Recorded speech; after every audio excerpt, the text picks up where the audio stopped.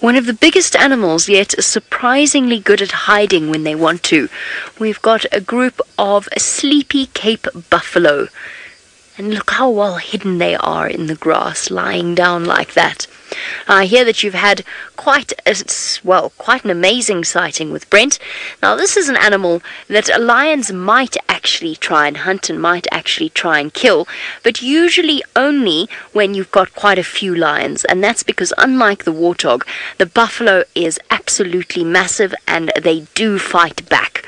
Now, buffalo is one of the more dangerous animals out here to people. And that's when people are walking about. Not when we're in the car like this. When we're in the car like this, we're perfectly safe. But when people are walking about, buffalo can be very, very dangerous. And that's because a lot of the time, they're very, very short-sighted, so they don't see too well, and they get a fright easily, and their natural reaction is to fight rather than to run away. So they actually charge at people and chase people up trees every now and again. Now, although they look like cows, they are absolutely not. A big buffalo bull can weigh nearly a ton, and you see those massive horns on the tops of their heads. Now, where they meet in the middle, at the top of the buffalo's head, that is solid bone that is inches thick. So basically they're built like battering rams, and that's why they're so big and powerful. So the males use those horns to fight with each other, and the females use them for defense. The males will also use them to defend themselves against predators. Now, this is a group of male buffalo. So sometimes you see a breeding herd with lots and lots of them. Now, Bryce Creek Elementary, you want to know what the buffalo eat. They eat grass, so they are grazers. And if we have a look, here we go. Now we're going to do a different type of learning. There we go. There's a pile of slightly old buffalo dung, so it's not as fresh as I would have liked to show you this. But that is a pile of buffalo dung. And if you look really closely, you can just see bits of grass. It looks very much, this is old and dry, but it looks very much like a cow patty. That's what it looks like. There you go. Thank you, Gendre. So you can see the bits of grass in there. So that's buffalo poo. It's not disgusting to look at because it tells us a lot about the animal itself. And in this case, it tells us that the buffalo eats grass, and it also tells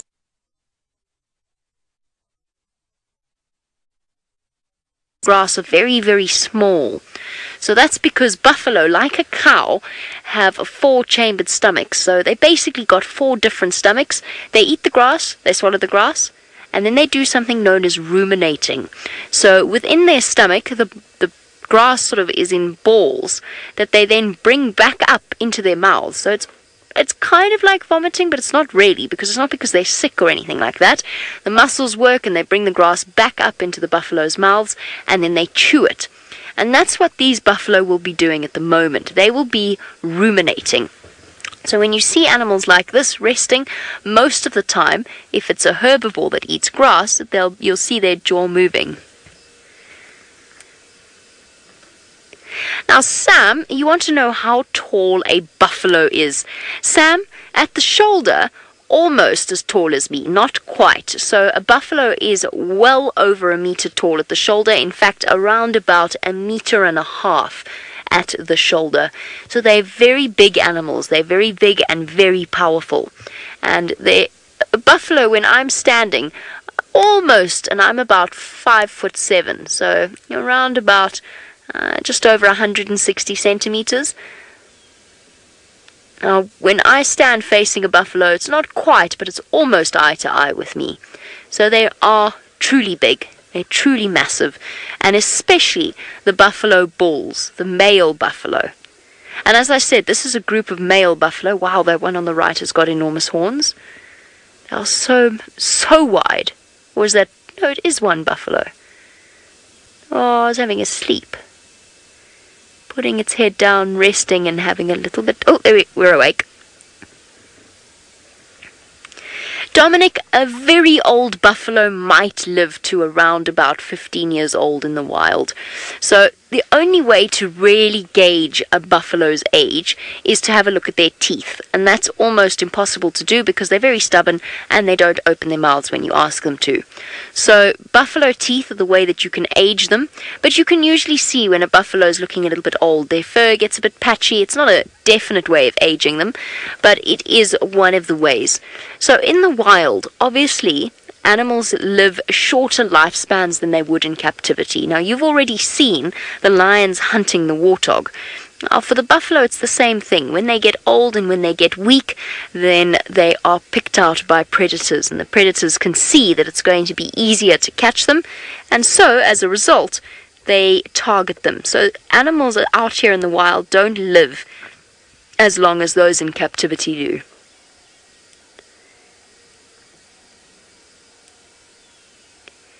Now remember I asked you a question about the bird sitting on the giraffe.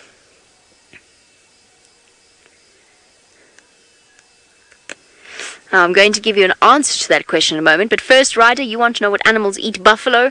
Essentially, only really lions and hyenas are big enough to catch a buffalo. Now lions will, and especially a big male lion is capable of tackling a large buffalo bull, a big male buffalo. Otherwise, hyenas will harass the herd, and if there are lots of them, so they can't do it if there's only 2 or 3 hyena, but if there's a lot of hyena, they'll harass the herd and chase them and bite at their heels until they spot one that's a bit weaker than the others, and then they'll run down and they'll catch it, and they basically tire the buffalo out, whereas a lion runs out, ambushes the buffalo, and catches them. A leopard maybe could take a buffalo calf. It has happened before, but it's a very brave leopard because buffalo get very, very defensive over their young. So buffalo, when they're attacked, they actually come back and protect the family member that's been caught or the herd member that's been caught. And it's very common to see buffalo chasing lions.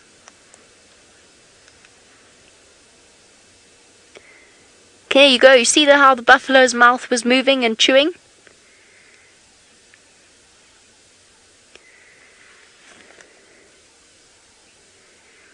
Now, Rice Creek Elementary, you want to know how much a buffalo will weigh. Now, remember how I said that they're very big animals. So a large male buffalo, a very large male buffalo will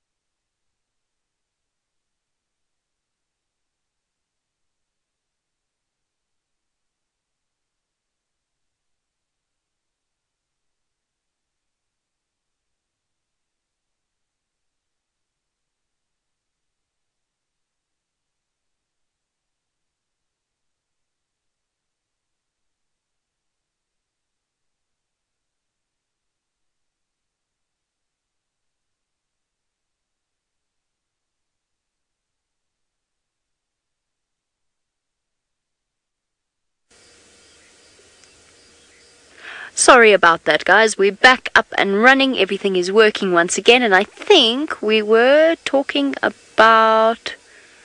We'd spoken about how much buffalo weighed. Oh, we were talking about whether or not one buffalo could kill another one.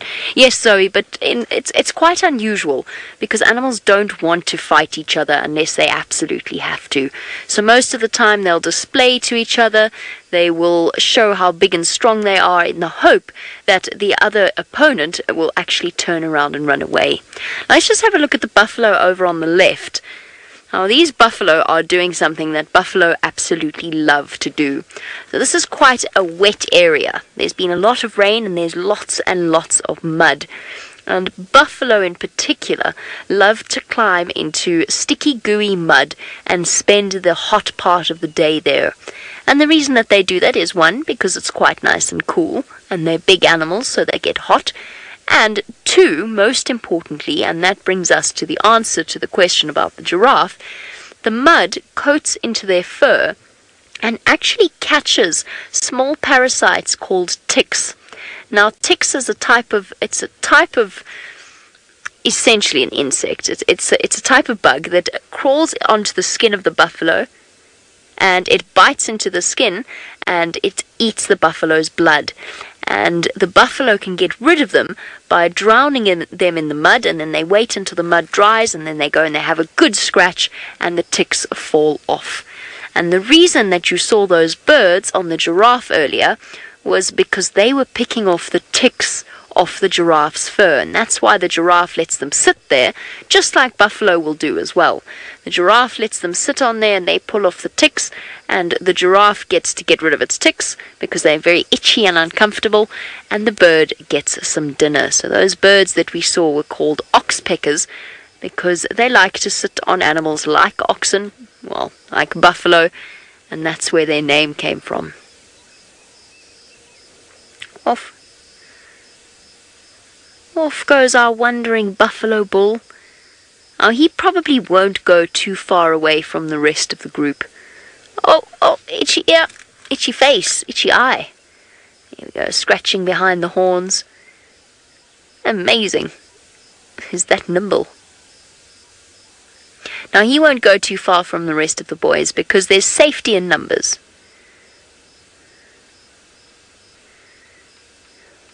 Okay.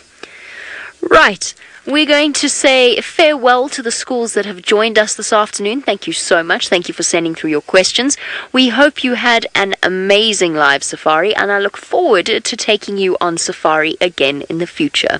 For the rest of you, off you go to Brent, and let's go and see what those lions are up to.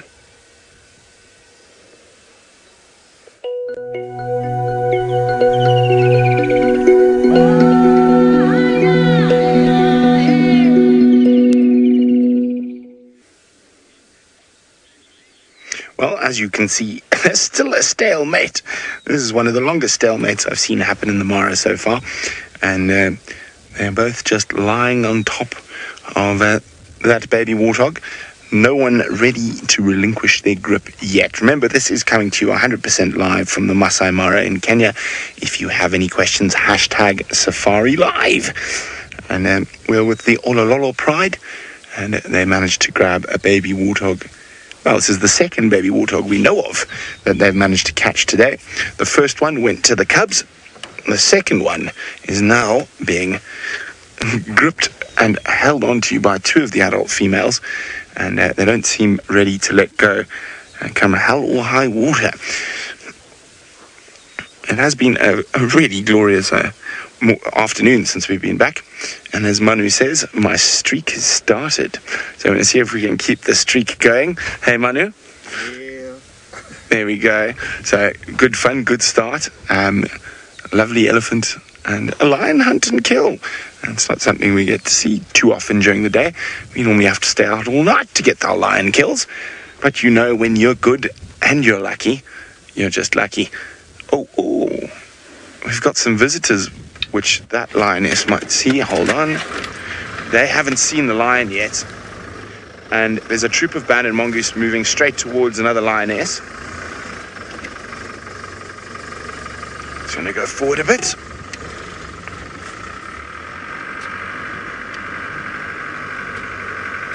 Oh, have they spotted her? I think they might have spotted her in the nick of time. There we go. Hello, mongoose. Oh, I don't know if they've spotted her. They're definitely alert. Yes, they have spotted her. They've changed their direction slightly away from her.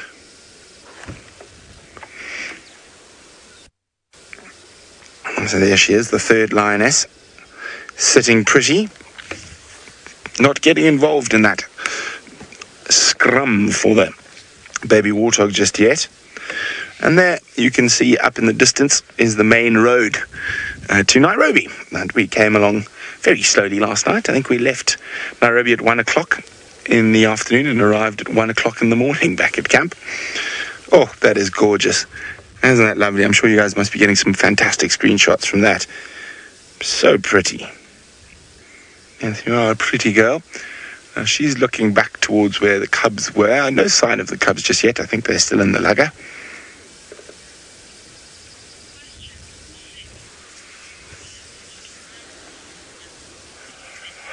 Sydney is wondering, do lions eat all the meat and the bones? They do if they can. If it's something small enough for them to digest, they will eat all of the meat, bones, internal organs. The only thing... Oh, there we go. Roll over. The only thing lions are incapable of digesting is hair, and which is made up of keratin, which the hooves and horns of animals are made out of. The other thing they are unable to digest is teeth and tusks.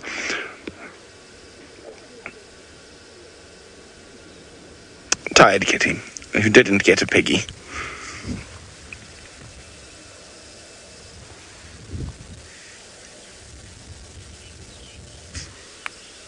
So we're going to wait to see if the standoff ends, but while the other lioness sleeps, it seems like Jamie's got an animal that's been known to chase the lions about from time to time.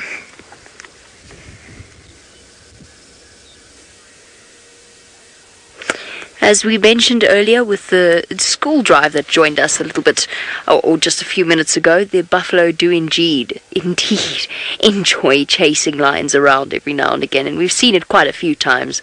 Now, in this particular area, this was where I very first saw the sausage tree pride. I've been looking for the sausage tree pride this afternoon, haven't had any luck, but that's sort of just how it goes. But the very first time I saw them, they were in this area exactly with a buffalo kill, back when the cubs were still so tiny. But moving on from that, you can see that these buffalo are really truly enjoying a day at the spa. Absolutely covered from the top of their horns right down to the tips of their hooves. Sitting, ruminating. In fact, that one's ears almost look like they weighed down by the weight of the mud, flapping them about like that. Oh, it's exhausting when that we only arrived at camp this morning, at around about 1 o'clock this morning. When it actually came to wake-up time, I wasn't very impressed with the whole deal. So me too, Linda, me too. In fact, I'm pretty sure that was my expression as I opened my eyes. And that was, yeah. I wasn't moving my jaw exactly like that, but it was pretty much spot on otherwise. And my ears weren't quite as flappy.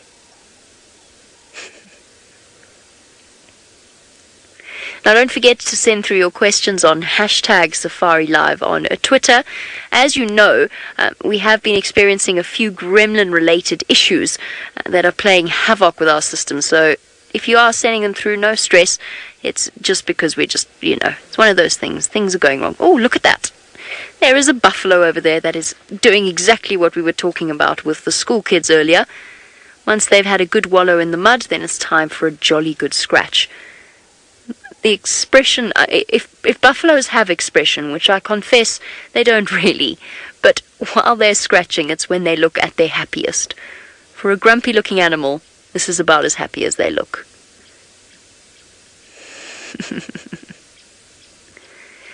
That's the spot. Get rid of all of those ticks and parasites. Max, it's only one type of buffalo that we get out here, so there's only one in particular, and that is the Cape buffalo. So we don't get water buffalo. It is a completely different and a distinct species. Oh, it's moving on to the other side. Let's go back and have a look, just because this is fun to watch. Desperately scratching all of those spots. So the Cape buffalo, which isn't really named for the fact that it's only found in Cape Town, because of course it's found all the way from the tip of South Africa right across to where we are here in Kenya and even further north. Is that better, boy? And behind a car. Okay, I think we're going to carry on in a little bit, and we're going to go and see if we can find the sausage tree pride. Monique, you say such a content looking buffalo. Was a very happy looking buffalo. So are they. I mean, if we have one more look at these guys before we do move off, these guys couldn't look happier if they tried. For a buffalo, that is. This is expressive. This is basically a buffalo grinning from ear to ear in buffalo terms.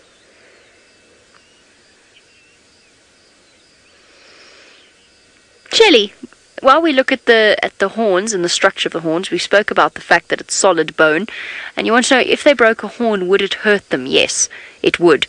One of the most horrifying things I've ever seen, and I'm not particularly squeamish. Obviously, it's difficult to do this job if you are.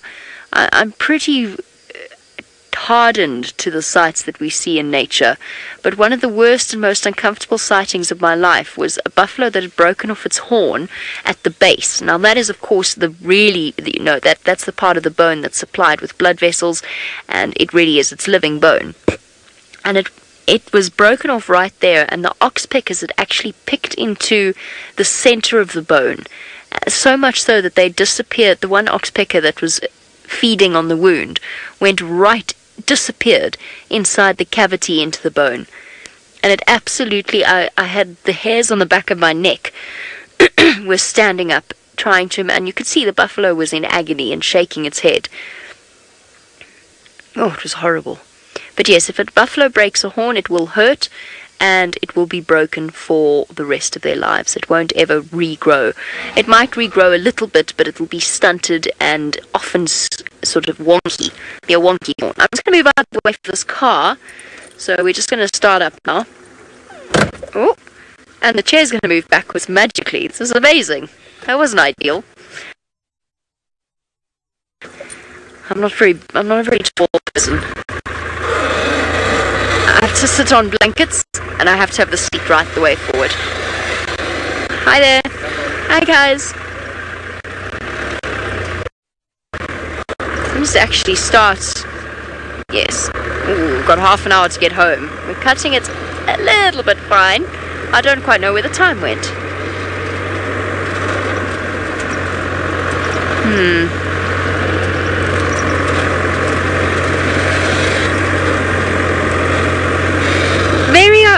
I always struggle with questions like that. It's such a difficult one to answer. So Mary's question is, what animal struggled the most in the Mara? And obviously think of species like the pangolin, but it's not really that they're struggling so much as human beings have impacted their lives in a really terribly tragic way. Cheetah, I suppose, would be one example in terms of predators, although they do in other areas, or most other areas. So cheetah would be an example. They very seldom raise their cubs to adulthood. They do manage, obviously, but they've got a very, very high cub mortality rate. And as essentially the smallest, weakest big predator out here, although the Five Musketeers will give hyenas a run for their money at times. But in that sort of sense, they don't struggle. I mean, they do struggle. It's difficult to define struggle. The lion prides go through periods of time where they aren't successful in terms of hunting. They struggle for food. I always find that particular question hard to answer. Crocodiles don't struggle. They don't eat for a significant portion of the year, the big crocodiles. But that's not really struggling. That's just what they do. That's how they're adapted to be. And then the migration comes and they get this bounty of food. The rhino population is quite small, but again, that's something that's been remedied, or lots of work is being put into remedying that. So it's a tricky one. Where is that road? There is a road that runs here, but it's hidden now in the grass. I'm going to go off in search of the road I need to take to get home. While I try and find it, let's send you back over to Brent and his lions, who are most definitely not struggling.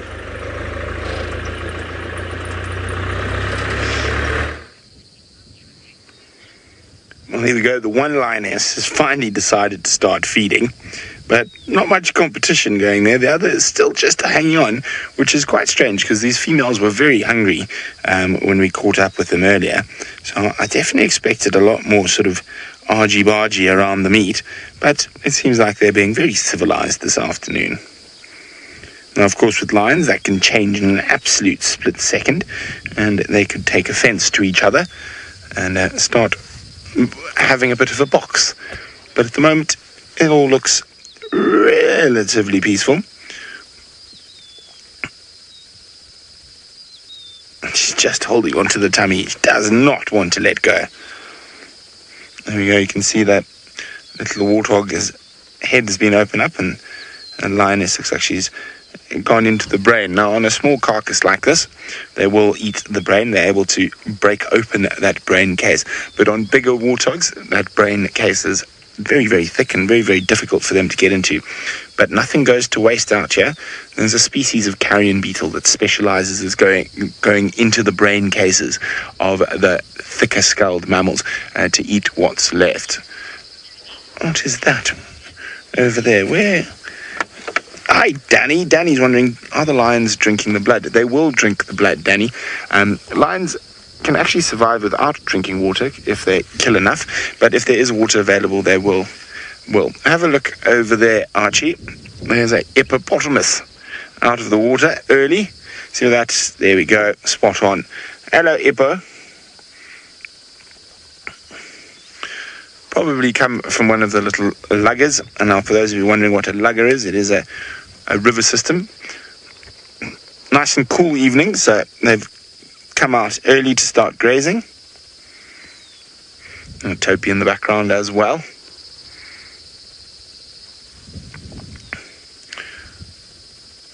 They are truly massive beasts, hippopotamus.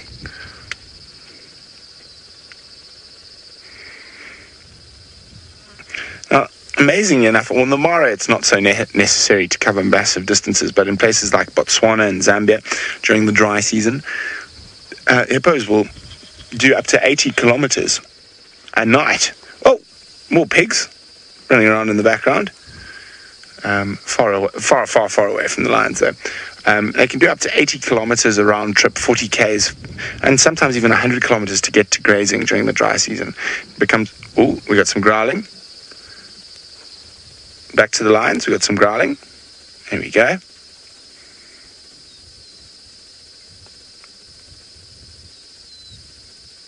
As the power play started again.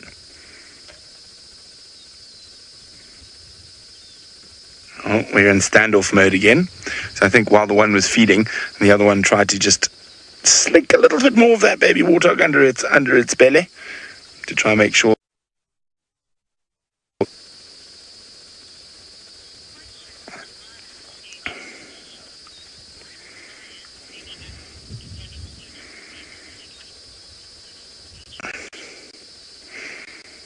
Alana is wondering, do lions or other animals develop certain diseases? Yes, they do. Lions are prone to feline tuberculosis, which they get from bovine tuberculosis. They do have a whole host of other, but generally it's very difficult to say when that happens. Those diseases normally come to the foreground when the lions are in bad condition, or old, and they don't live very long. Really immune to lots of different things. I've seen lions eating elephant that have died from anthrax and they didn't pick it up in Botswana. So they seem to have massive immunity to lots of different diseases. But yes, they can get certain diseases. Now, what happens in a wild population like this, those animals that are prone to certain diseases will often die very quickly, and of course if they die, they're unable to have cubs, or if they're male, unable to mate, so they're not able to pass on their genetics, and that's a good thing. Survival of the fittest is there, so the genetics that carry some of those hereditary diseases die out quite quickly. Dale's wondering, will they try kill the hippo that is walking past behind them? There are only 3 lionesses here, and that's a bit big for them. So that'll be a bit too big for them to be able to grab, and so it looks like an adult male hippo. So they would need a few more reinforcements, and he doesn't look like he's carrying any serious injuries. So no, oh, there we go. There's the windsock of the Chitwa airstrip.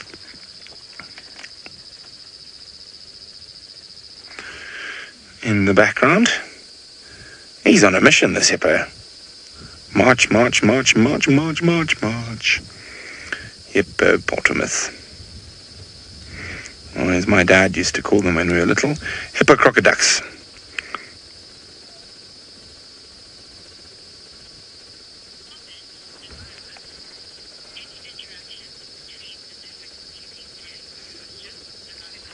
Hello, Anonymous. Anonymous would like to know if there's any interaction between the different species. Yes, if that hippo happened to walk close enough to the lions, it would probably chase them. Most animals, and specifically the big. Let's go back to the lions quickly. Especially the bigger ones. There we go. We can have the hippo and the lions. It might smell them or see them, and it might chase them. There we go. And so I said the lions look like they're about to have a little bit more of an argument. And we're going to stalemate it for a bit longer.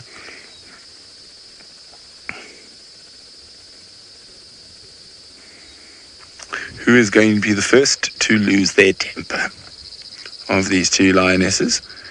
I think it's going to be the one on the left.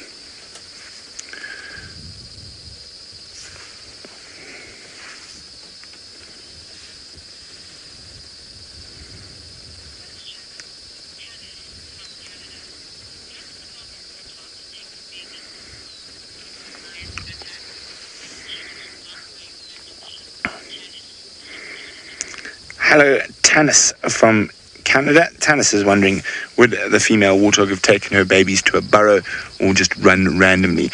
More than most times when they are chased by lions, they will try head for a burrow. But if there isn't a burrow to be headed towards, unfortunately, they do have to just run wherever they can out of the jaws of the lions.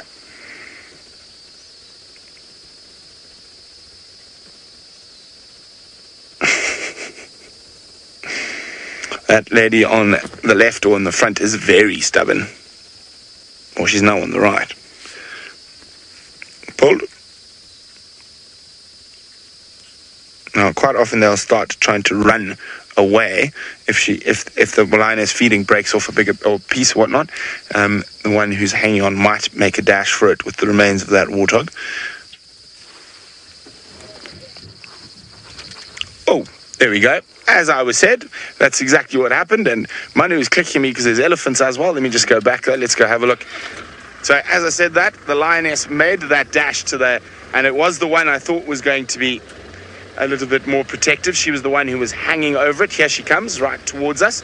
Now, there are a whole herd of elephants behind us, but they're moving away from the lions.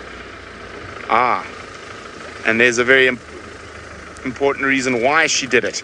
That's Mom. And it looks like she might take it back to the cubs, away from the other two adults.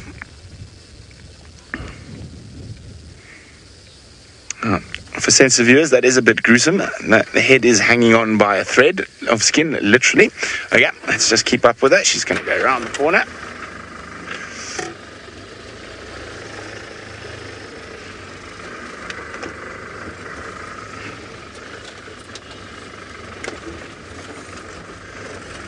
Monique is wondering, are these young lionesses? Not particularly. I'm not sure of the exact age of the Olololo pride, but I would say these lionesses are between 6 and 10 years old. Oh, here come the cubs, streaming in. Here come the horrors. Mom was bringing the food to them. Well done, Arch, there. Here come the terrible four. So we're just going to have a car shooting through. There we go, bye. There we go. The terrible four. And now that's why that female was so actively defending that carcass, because she wanted to share it with the cubs.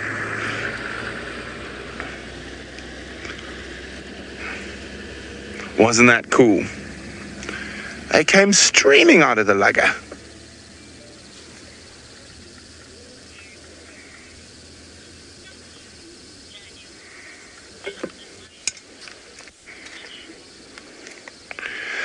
Daniel was wondering, can a lion's tongue lick flesh off bone?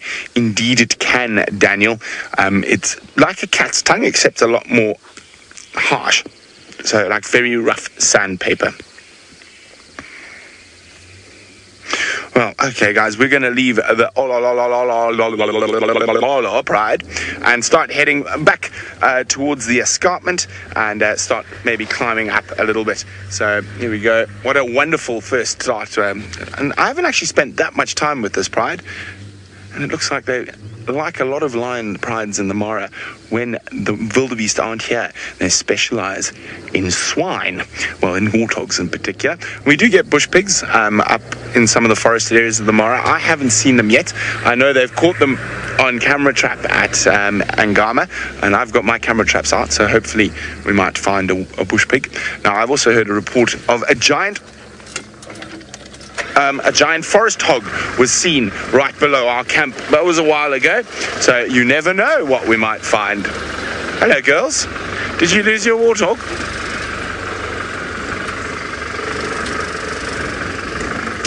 Let's just see. There we go. Here come the other two. Now, I'm just going to wait a little bit longer. See if Mom... No, I don't think they're going to go towards Mom. Nah, they're going to have a snooze, and we're going to keep moving. Okay, okay.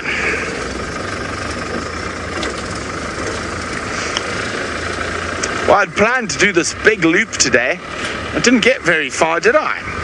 But of course, that's the joy of being out here. You never know what's going to happen. Bye, kitties. Oh, she's having a little drink next to us here. There we go. Now, that was the one who didn't partake in the hunt.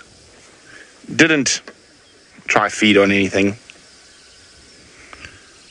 But she's still thirsty. Lovely ripples being created. I'm sure there's a terrified terrapin in there somewhere. Hello, big girl. Oof, to you too. A bit of a sore back right leg. Nothing too serious. And she's going to go flop down next to the other lioness. And we are on the move yet again.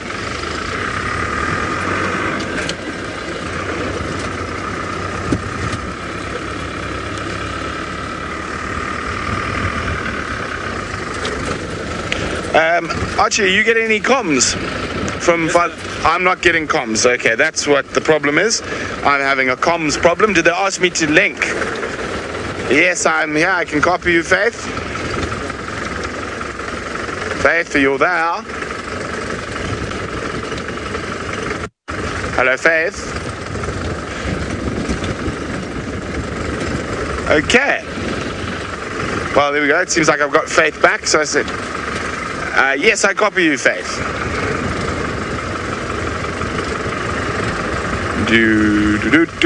What would you...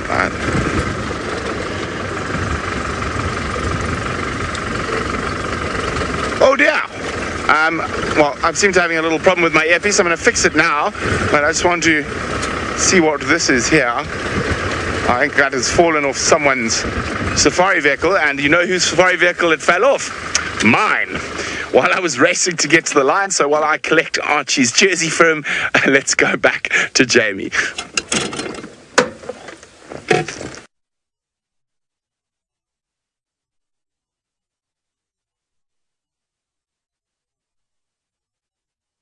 An unsuccessful search for the sausage tree pride. That's okay. Got plenty of time. I'm back now. I'm sure I'll find them in the next few days. Have a chance to see just how large those little ones have got, or the not so little ones anymore. They're starting to look like sub-adults, those cubs. So that's the plan. I feel rusty as well. I've forgotten how to listen and talk at the same time. Out of practice. Too much Nile water in my ear. Faith's being nice in my ear. But I had to go quiet so I could listen to her because I really do feel a little bit rusty.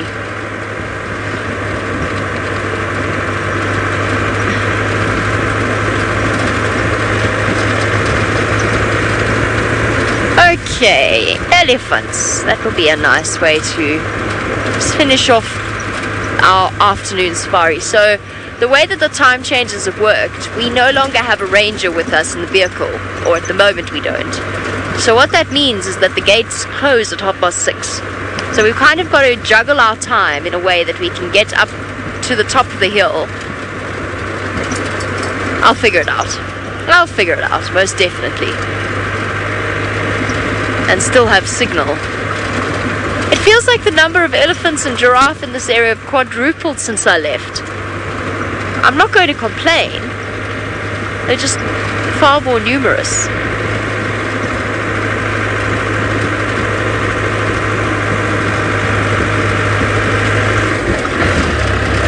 Let's see if we can spend a bit more time with Ellie's.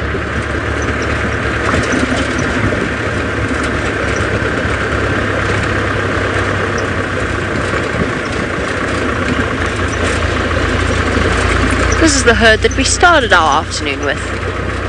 Okay, hold on everyone, I'm just going to scoot past here. Oh, hold on, no I'm not.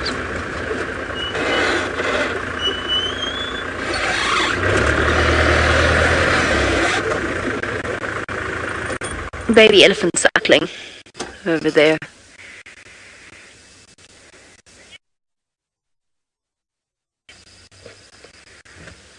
Too sweet. My favourite part of watching a baby elephant suckle is their trunk and the way that they tuck it up over their heads. Get the idea.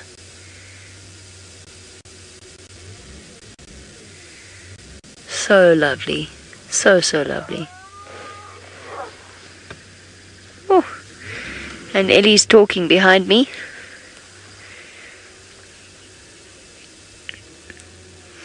Apologies, I'm not sure if it was Kim or if it was Tim, but it's an interesting question and one. Tim. Yes, elephants can give birth to more than one baby. It's unusual. It's very, very unusual. There have been a couple of recorded cases recently that have been caught on camera. I'm just going to move out of this guy's way. Yes, elephants do have twins. It's not very common. It's actually very, very rare. Hi guys. I've never seen elephant twins before. I would love to see elephant twins, but I've never seen any. And it's unusual and it's rare because elephant calves have a very high survival rate. It's one of those things, nature always has a balance and always has a way of advantages to some things and disadvantages to others. There we go. Stop. She's finished suckling now. That was the same one that was cheeky to us at the start of the sunset safari. So, what was I talking about? Oh yes, one of nature's advantages and disadvantages. Elephants take a very long time to have a baby and then for that baby to grow up and reach sexual maturity. But because they invest so much time and attention in one little one, the survival rate is very, very high. Whereas with something like a wild dog or a cheetah or lions, predators in general, they tend to have more babies and more frequently, but the survival rate is much lower. Oh, there we go. Working that trunk that it was waving around at us earlier today.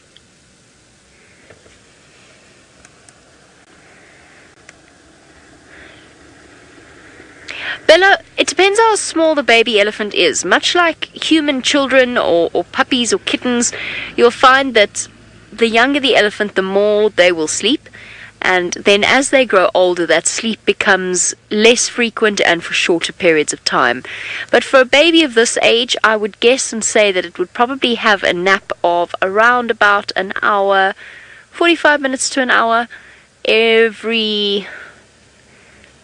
let's say every 6 hours or so. So baby elephants will sleep quite regularly. And it's lovely to watch because the And that's a guess, by the way, as to exactly how much sleep that baby elephant needs. It's lovely to watch baby elephants napping because the whole family just stops. They can be so focused and intent, and then baby goes to sleep, and the whole elephant herd crowds around it. The mother stands shading it, or possibly other little ones go and lie down next to it, and they nap, and the rest of the family just protects them. Sometimes dozes, but mostly just standing guard.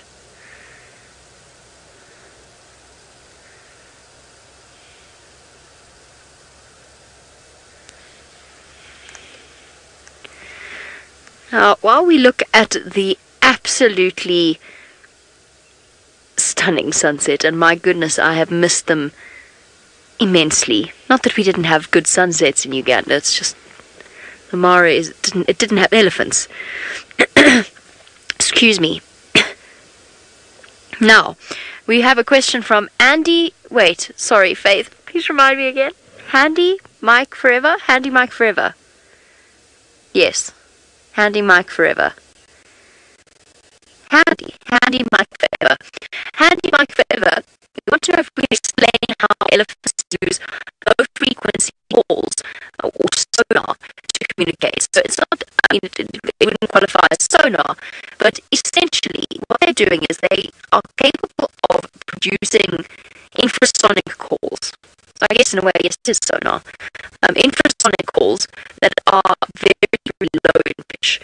And of course, because it's low sound, in the same way that sonar communication works, because it's a low sound, because those wavelengths of sound are so long, they travel quite far without necessarily being absorbed by surrounding obstacles.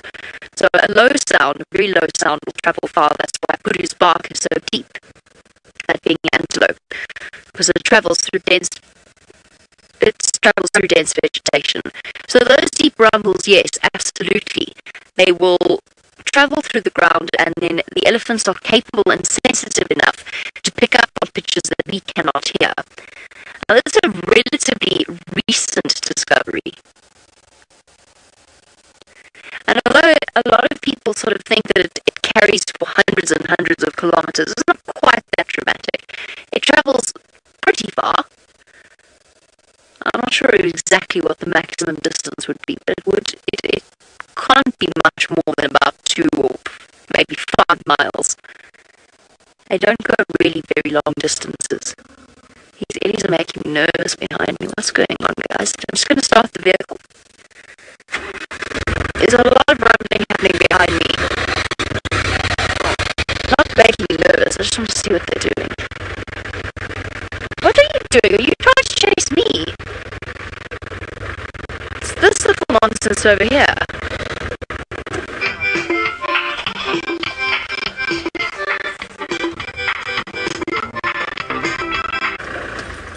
I think you got separated. I think you got left behind. Just a little bit to the left there. There we go, that's it. I think you got separated. Young male showing signs of independence, and I think the herd just wandered off and left it behind, and it got a fright. Yes, there's Mum. There's Mum. Oh! And now she won't let you feed. That is a weaning tantrum.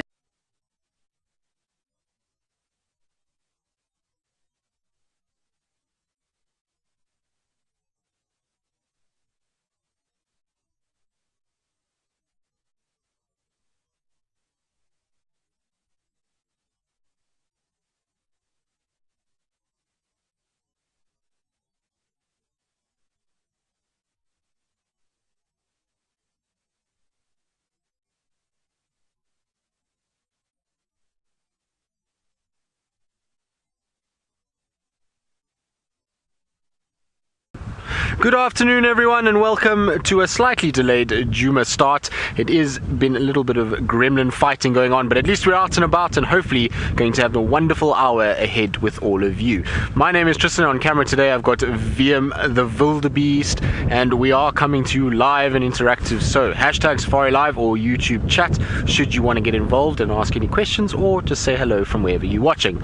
Now, because we started a little bit later and it is very kind of windy, there's a lot of storm clouds around, it's very chilly as well this afternoon, and so I think things might only start coming out hopefully now as the wind hopefully dies down a little bit. Because it's later in the afternoon, I'm thinking that the wind might just settle for us and then we'll start to see animals coming out. It's apparently very quiet out on the reserve. Herbie's been out trying to help us, and there's been various other vehicles that have been driving around and not much luck just yet, but that's all about to change because we are now out and about and I can feel good things. Vildy wants a leopard, in particular he wants Tingana, and so I'm going to try and head in the direction of where we had Tingana yesterday afternoon and just see, maybe we get lucky and we can fulfill Vildy's dream of seeing leopard and specifically Tingana this afternoon. That's anyway.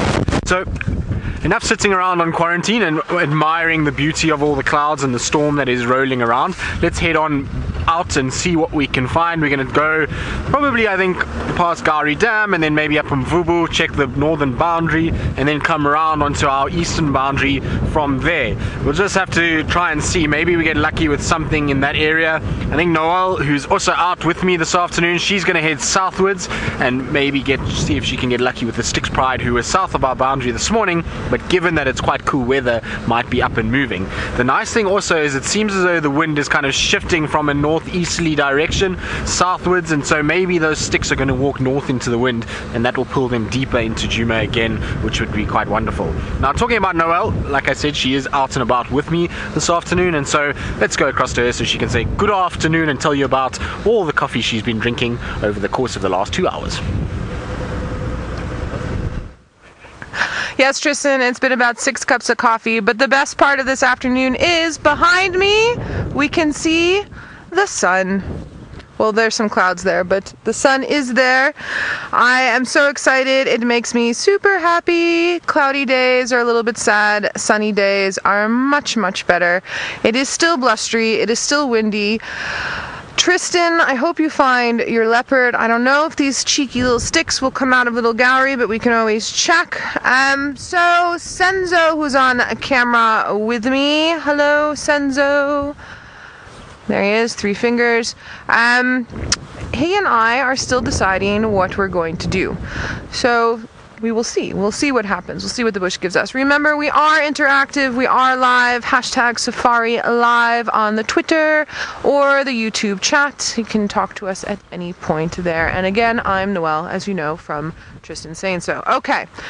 Yes, let's head on. Oh my goodness, we're going to get blown away again. We're just busy checking for tracks. It hasn't rained again today, so anything that pops up should be relatively fresh, and we will see what we can do. Oh no, our sun's gone behind. We might get a little bit of a sunset tonight. You never know. You never ever know. So with weather like this, and we've talked about it before, but it's worth mentioning again, the prey species, the antelope species, the rhinos, all of those sorts of things really use their smell and their hearing.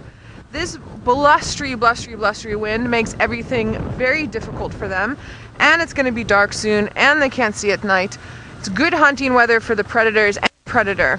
Dogs, cats, hyenas, and so hopefully we're going to be able to pick up something on them. They should be moving around.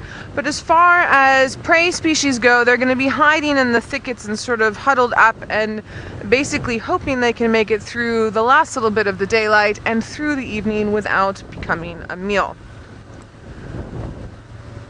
It must be a very difficult life to be an impala. I used to get asked often by guests, if you could be an animal, what animal would you be in the bush? And I usually pick something like a lion or an elephant, because being an impala is very, very stressful. Being a kudu is very stressful. Being a wildebeest is very stressful. Sorry, you can see I'm hunched up. It's chilly. It is 22 degrees Celsius, which I believe is, what, Kurt, 60 something Fahrenheit? Oh, 71 Fahrenheit. 22 degrees Celsius is too cold. I like when it's sort of 32, 35, hot. Must be hot. We get a little bit of humidity here, but not much. So it's a nice dry heat in general. It's beautiful. All right, viewers, I hope you enjoyed seeing Brent and Jamie back from leave up in the Mara. It's nice to hear their voices and see their faces again. But now that you're with Tristan and I, what would you all like to see? You must let me know. If there's something that you're feeling like you want us to try for, other than our usual lion and leopard hunt, which happens all the time, maybe there's something else. We had nice land snails this morning with Steph. Sorry, Kirst, just say one more time for me. My earpiece popped out.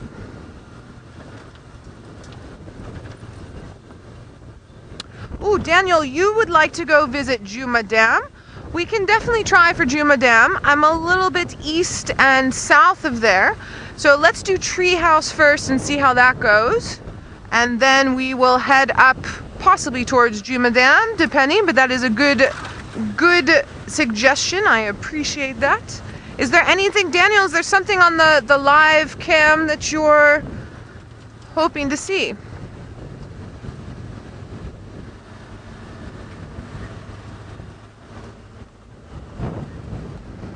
Because if something's come to the water hole, we can always go have a look. Oh my goodness.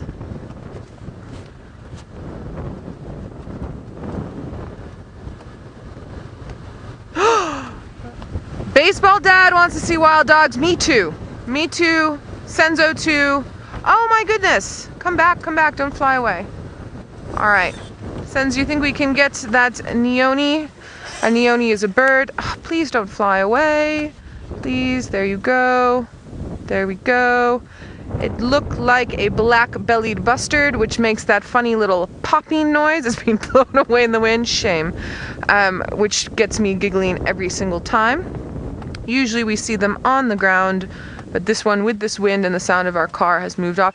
Yeah, I would also really like to see some wild dog. We keep getting tracks moving in and out of the Djuma area, and they keep going west, and then we've had a few that have popped up east of us. Wild dogs are absolutely incredible.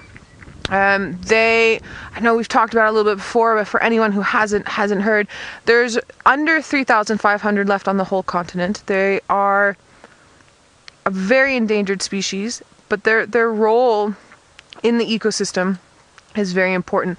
They fill, so each predator has a niche. Well, every organism has a niche it fills, but each predator has a certain niche. And with wild dogs, they need really large spaces to move around in, and they very quickly take out prey. It's not just like a hyena, where hyenas will go for prey, but they'll also go for prey that might be a little bit sickly. Wild dogs will go for anything, and so they're busy moving. They eat and then they move on, and then they eat and they move on. So they really spread themselves out and give temperance to other large predators that tend to stick in a certain area. It's an interesting dynamic that they have, and they are just absolutely dynamic in their hunting sequences. So while I'm busy trying to find these wild dogs for you, Tristan would like to speak. He's maybe getting a little bit jealous that I'm chatting with you all so long, so let's give him some love, and then we'll see what we can find for you.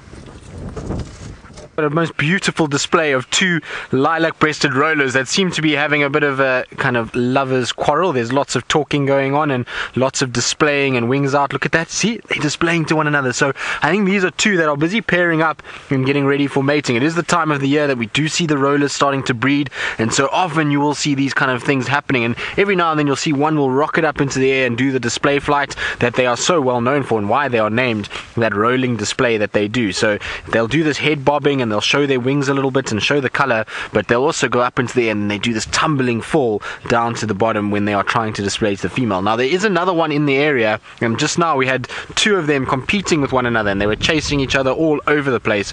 It really was quite spectacular to see. I absolutely love watching the rollers go about their business. They've got the most amazing coloration on them, and so when you see them fly these electric blues, particularly against a stormy backdrop like what we've got today, is absolutely wonderful. So there they go. Birds are going to be very difficult this afternoon because of the amount of wind that we've got. They're moving so quickly, But look, there we go. You see lots of noise, lots of feathers out and flying around and commotion around these guys. But I was saying that they're moving so quickly because the wind is really gusting, and particularly in an open area like this, you're going to find that the birds will often take off with the wind and they then shoot off very, very fast. So it's going to make life quite difficult for VM. But nice start to our afternoon.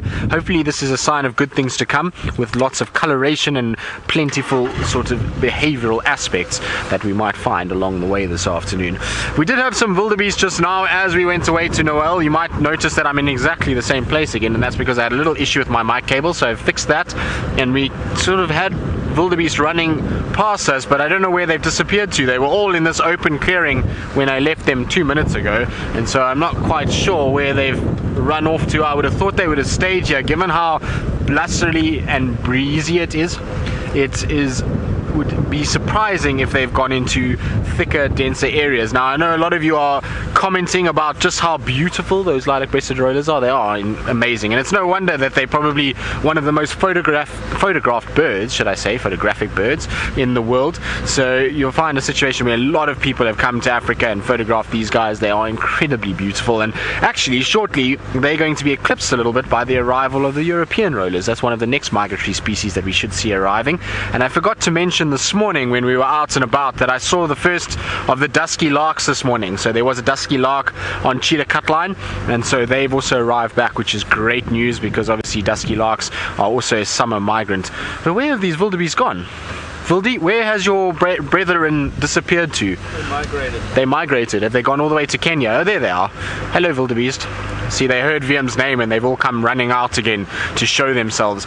But reason why I want to stick with these wildebeest fairly regularly over the next little bit is because a number of the females are heavily pregnant, and I'm convinced that at some point we can get a birth of some animal somewhere along the line in this area, and it is actually a really big herd of wildebeest. So we've got some down at the back there, and then of course this is all relative because if we think about Kenya, we think about a lot more wildebeest than this. But for here in Djuma and specifically the Sabi Sands, this is a very large herd. I don't even know how many are in here. There's looks like about 20 odd, maybe a little bit more than that, even closer to 30.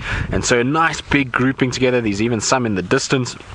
You can see some of those females with those heavily pregnant bellies that I was talking about. And so having these guys around is great because at some point soon we're going to see females like that giving birth to little ones, and hopefully we'll have a situation where we actually get to witness the whole process take place and actually see those little ones coming out and taking their first few steps in the world. It's a magical thing to witness, and I've been going on about it the last few days and about how nice it is to have pregnant animals around and the birthing process is happening through a lot of these different species. And so hopefully we will be able to show it all to you, because like I say, it is amazing to see and seeing the gift of life is always an incredible thing. So hopefully someday soon. But you can see that's a lot of wildebeest for us. Like I said, not something we see every day. There's also one lonely male that's way off in the distance, but at least you can't really see him now. He's gone behind a bush, but this is the one male that's watching him. So I'm pretty sure this male is being very careful because the other male is somewhere in that sort of general vicinity. He's disappeared behind those trees somewhere, and so this male is probably watching just to say, hang on buddy, if there's females here, you're not coming anywhere near because I don't want you anywhere close to my females or in that general vicinity. Do you spot him there? There it is. So hanging around behind the tree on that direction. At least it's facing the other way, and so shouldn't be too much competition for this male. But still interesting to watch the dynamics, and I'm sure it's because of the amounts of wildebeest that we have here. It's going to attract a number of these lonely males that we have in the area. So what you'll find is a herd like this, a sub-adult male, young male will be pushed out by one of these dominant males, and they'll roam around on their own a lot. And then when they come across an area like this where lots of females and lots of sort of opportunities to try and dominate and become territorial, then they compete for these areas. And this morning there was a lot of noise from the wildebeest, and I think actually there was a situation where males were fighting, because I found big gouge marks not too far from here on quarantine as we left this morning, and I think they were having a bit of a go at each other. So it's nice to kind of see that interaction between them. Of course it's not mating season, so it won't be as violent and as predictable as what you would see in the mating times, but it's still interesting nonetheless that there is still this kind of competition for wildebeest and for territorial arrangements. Of course in the Mara it's a different species of wildebeest and a different system altogether. When you've got millions of wildebeest walking together, it means that you don't have to have a situation where the males are territorial, because there'll be a nut there. Here we go, you see, look, they're busy chasing each other. So it's a young male being chased by an adult male. You see this? So it's right through the middle of the herd. He's chasing it, and he's got his eye on the same individual. So he's still chasing it off in the distance. He's saying, "You are not welcome here. Get out of this area." So fascinating to watch. And this was continuing from last night. Like I said, this morning I heard these wildebeest going at each other, and Noel even said to me, "I wonder if one of these wildebeest isn't being hunted or being killed." And I said to him, "I'm sure it's the males fighting, because we saw it a few weeks ago as well." And then you see that male is now stopped near his females. He's looking back at them, making sure, and the intruder has been pushed way away. He's disappeared, even off quarantine now. How cool was that? So it just goes to show how defensive they are, and it's exactly what I was explaining, is that in a system where you've got lots and lots of wildebeest, you don't have to have a territorial system, because there's enough females for everybody and they can compete for those females that are in heat. Here, because there's not as many, the males have to be territorially dominant and have to be really kind of aggressive about the females that they are able to acquire, because otherwise they're going to go through a vast majority of their life without them, which is very, very disappointing. If you're a male, I would imagine you would want as many females as possible if you're a wildebeest. Shelley, wondering if the males stay close to the females when they give birth? No, not really. So the males and the rest of the herd will be on an open area like this, and that female will just move away from the herd slightly, and she will give birth away from everybody. And the reason why that takes place is because ultimately that little calf that is born into the world has got to bond with its mother at some point. So it's got to be able to recognize its scent, and even to some degree its look. I mean, wildebeest look quite similar. It's not easy to tell individuals apart, and so the scent is more than anything. And so what they do, having a little roll around. This is very commonplace for a wildebeest, is to see them rolling like that. And so what they do is they separate, they bond with that baby, and then they rejoin again shortly afterwards, once that baby has kind of worked out who mom is and there's been that bonding process. So males will be around, but they won't stay very close to the female, because ultimately when she gives birth, she doesn't want that little baby to bond with the male more than it bonds with herself. So she'll actively move away from the rest of them and try and get some of her own space. Not too far, but at least a little bit of distance away. Right, well, that was an exciting start to our afternoon. It's all happening. Love is in the air.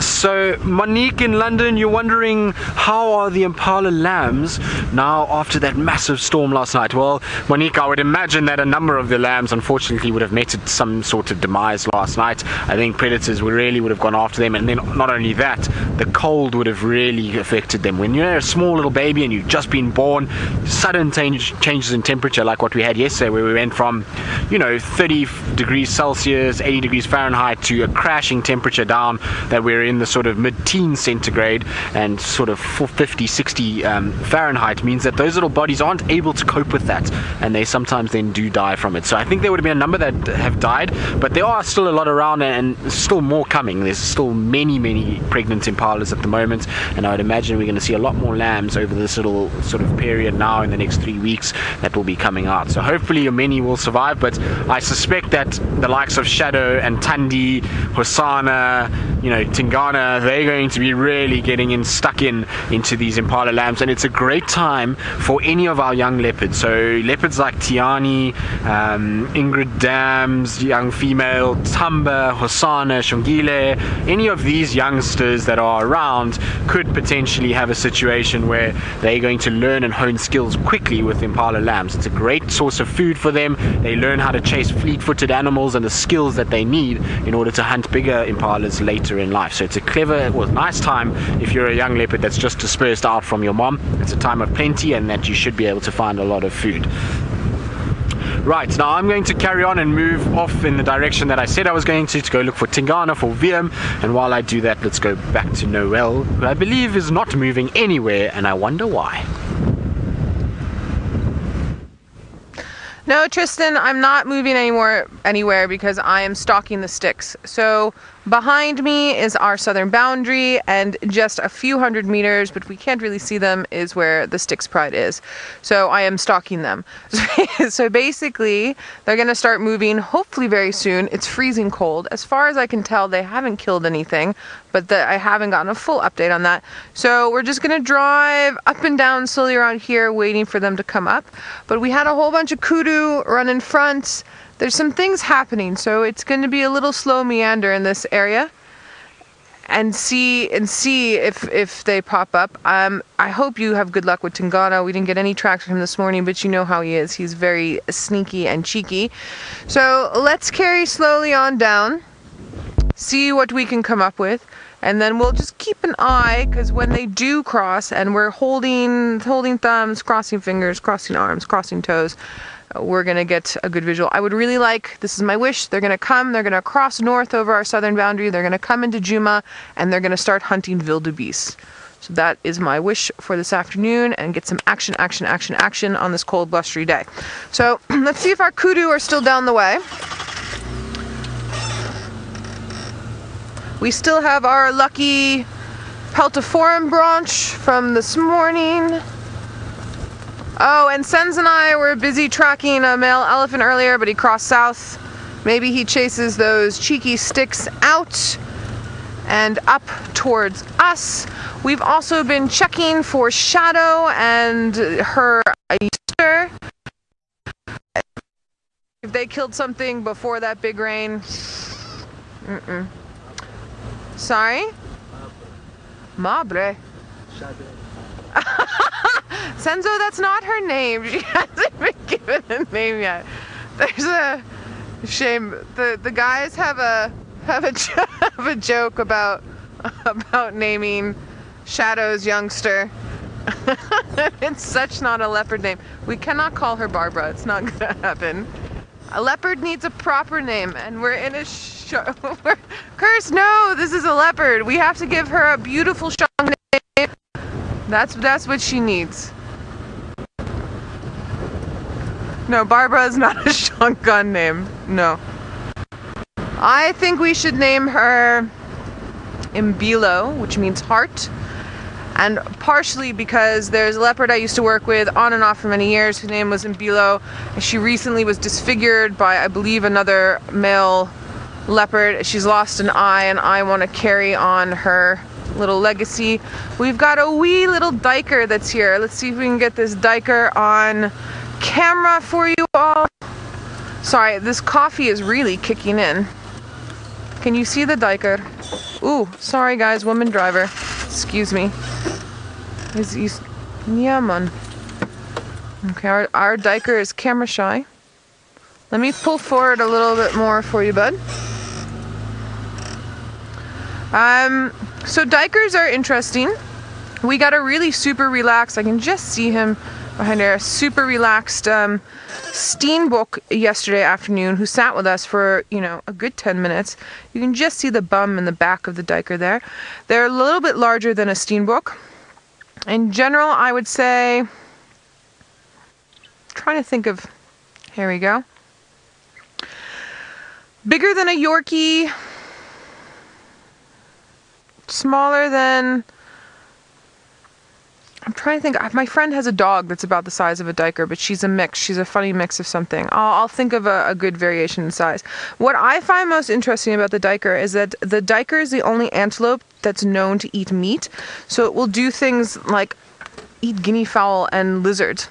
I've never seen it. I've read it in I don't know how many different books. But it would be an interesting sighting to see. Other than that, they mostly eat leaves. They're browsers. And we've got some kudu sneaking up behind us.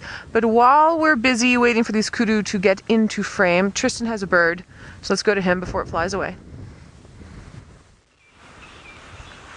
I do indeed. I have our resident Wahlberg eagle that is sitting very close to its Wahlberg's nest, and it's kind of having a little lie-in, which was what you'd maybe call it. It's cold, it's windy, there's not too many thermals about, and it's not great conditions for an eagle to be out and soaring about. You'll probably find it's already been out during the course of the day. I'm not sure if it's got any eggs because I don't see any Wahlbergs sitting above us. You can see the nest is that middle nest at the bottom there. There we go. That's it, right in the middle of the tree. Is it that one? I think it is that one, hey, Vildi, or is it the one up? I'm not sure.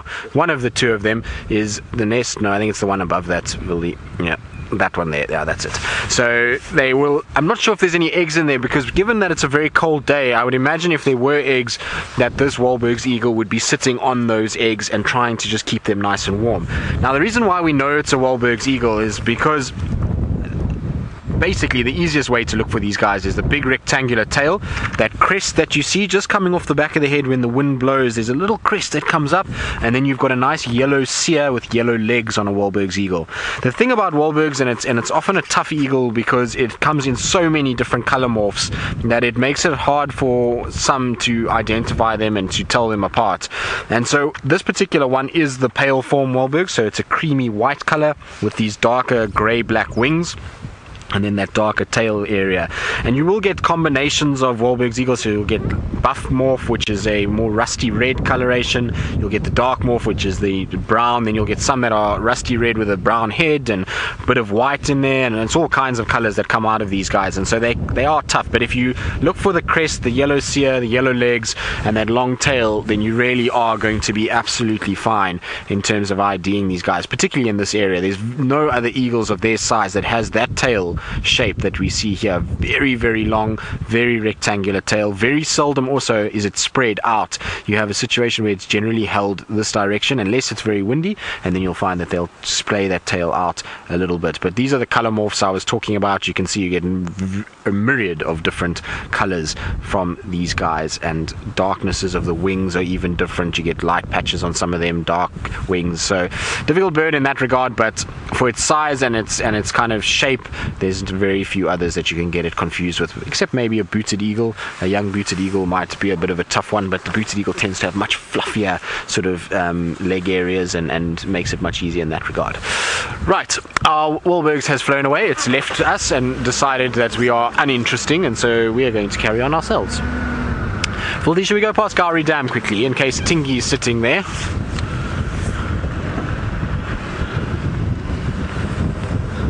Kristen, this is a question that I was thinking about this morning, and one that I hope is not the case. You're wondering what's happened with Tundi's Den and whether or not it would have flooded last night. I don't know, and the answer to that is difficult, because yes, maybe rain did get in there. It also depends on the way that the rain was blowing. If the rain was coming, let's say, with an angle from the south, then that den would have been absolutely fine, because most of the water would have hit the back side of the den and not actually gone into that hole. Whether or not it was from that direction, I can't tell. I think from what I remember last night is that the rain was kind of slanting in a sort of south to north direction, so it was coming in that way. So the den should be fine, but it's a closed off area, so it's an area that we can't go past. I can't go and check in that area. I can't go and physically have a look if she's there and whether the cubs are okay. So time will only tell. I mean, unfortunately, there's nothing really much I can do. The cubs are far too young for us to be just driving around there, and we don't want to attract too much attention to that den itself. And so what we've got to do is just be patient and hope that in a few weeks' time we get to see Tundi coming out with these little balls of fluff somewhere, wherever they may be, and that will be super exciting. So that's the idea, at least, and it will be concerning until then. There is going to be a number of storms from now until that period, and so she's going to have to be very careful about what she does and where she places them. And you know, the animals are far more perceptive to things than what we are, and so maybe she'll have perceived rain to have come and maybe move them somewhere else to higher ground or something like that. But anyway, we'll just have to see, and it's going to be interesting to see how it all unfolds. Now, while I go off towards Gowrie Dam and then up to the Buffelshoek boundary to go and check around for Tingy, let's go across to Noel, who's got something that I've seen Tingana hunt many a time. We have kudu. All right. So another type of browser, but a much larger browser than the diker that we saw. And one that prefers a thicker bush. I'm actually surprised at how relaxed this herd of kudu is. So I have looked everywhere and cannot find in any of my books the collective noun for kudu. So I think what we might have to call it is a conundrum of kudu. That would be my collective noun. I don't know if you all have some suggestions for a collective noun for kudu. This is a young male. He's still going to be with his mums and his aunties inside of the little herd, as opposed to going off with the larger males. He'll just get beaten up if he goes off with larger males. He still needs his mum. His body is big, but his horns, he can't really defend himself too much. But that being said, male kudu, as they start getting more spiraled horns, they really don't fight as much with their horns as opposed to posture, where they sort of just lower their head and stare at each other because they can get stuck together. You can actually see that this young male kudu's horns are starting to get a bit of the spiral going on, but have not turned into that corkscrew shape as of yet. And notice the big ears that were constantly rotating just there, and then behind and then in front. Again, we've got this wind coming through, and he wants to be able to hear properly. Now notice the shape of his body. The head is just a little bit higher than the back. If you had no idea what this animal ate, right now we're able to see he eats leaves. If you had no idea what this animal ate, you would be able to tell just from where his head and neck are positioned in relation to the back that it is something that needs to eat from a higher level, as opposed to those wildebeest that you saw earlier with Tristan, whose shoulders are very large and the neck and head are positioned more downwards. It is a bulk grazer.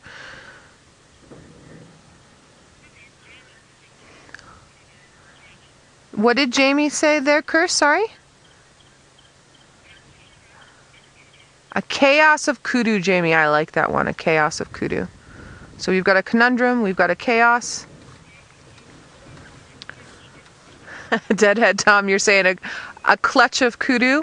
I think we should vote on these. You guys must vote on your platforms and see which ones you like the most, and then we'll carry on with that one. I'm happy. The clutch, conundrum, chaos. See if maybe we can get one or two more, and then you guys vote and you let me know who wins, and then we will try our best to call the groups of kudu that we see that. Now, interestingly enough,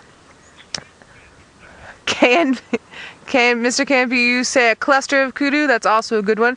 And now, shall we do a collective noun for female breeding herds as well, and then a different one for coalitions of males? That's a thought. We could try that. Yes, this cloud cover is moving in thick behind us. I just want to loop back onto the main road so that we can look down a little bit and keep stalking our sticks. I'm very hopeful that they come out, but you never know.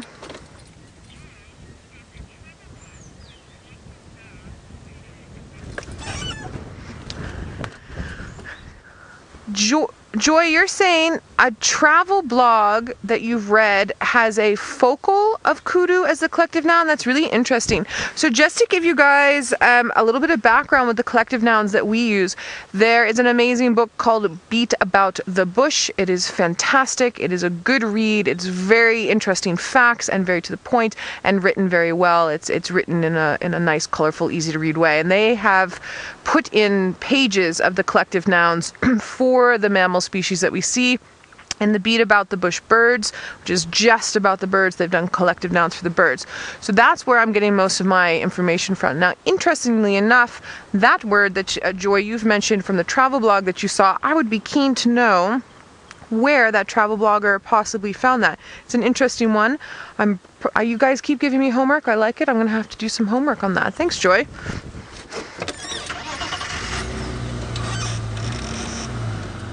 Okay. Ooh. Let's drive like a normal person today, Noelle. Not an over-caffeinated person.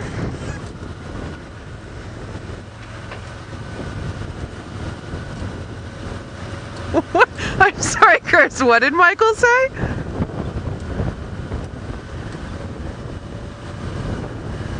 I'm still not catching the word, Chris. I'm not. Yes, Michael, a knife and fork of kudu. I enjoyed that one. Thanks, guys. Thanks for making this cold day laughter-filled. It's enjoyable. All right, so we've got a knife and fork, we've got a cluster, we've got a chaos, we've got a conundrum. I think I'm missing one, but you all know. You've got them all typed there in front of you. So vote away and then tell me who wins. A knife and fork. Oh, Michael. Okay. Now, while I'm busy getting back to the main road to go have a look for our sneaky sticks, I'm also just checking inside the bushes here in case there is a leopard or, I mean, honestly, those wild dogs, I have not seen dogs in 2 months now. Let's say 7 weeks. I'm having withdrawal symptoms. I would really like to see some, and more importantly, it is not something I've been able to show you since I started with Safari Live. I have also not been able to show you a cheetah since I started with Safari Live, so I've got a list of things I really want to share with you and look for, so we're definitely gonna keep that up. Now, in our search for our sneaky sticks and whatever else pops up. We did talk about going to some water holes. I am still meandering toward any of those. We're doing a bit of up and down and round about because of where our lions are lying, or possibly they're moving now. I won't know until the guys on Game Drive give me a shout.